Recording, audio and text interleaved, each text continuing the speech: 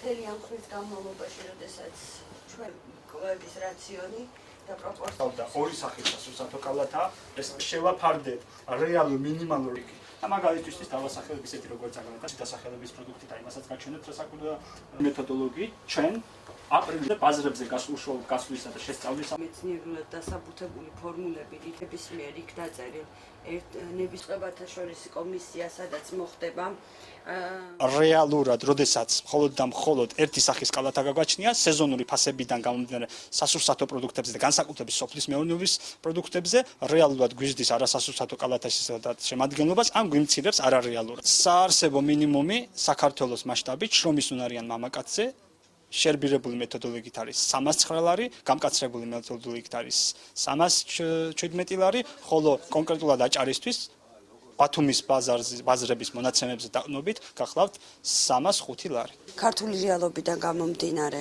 იქ არის ყო მაგალითად მწვანილი, რომელიც ჩვენ შევიტანეთ, ამავდროულად ჩვენ გავითვალისწინეთ ჯანდაცვის მსოფლიო ორგანიზაციის რეკომენდაციები კილოკალორაჟთან დაკავშირებით და შესაბამისად ამ კილოკალორაჟებით მოვახდინეთ ჩვენი სასურსათო კალათის ფორმირება, რომელიც სხვათა შორის განსხვავდება სტატისტიკაზე. სტატისტიკის დეპარტამენტის საიტზე არსებული ინფორმაციისგან სხვადასხვა კილოკალორაჟია.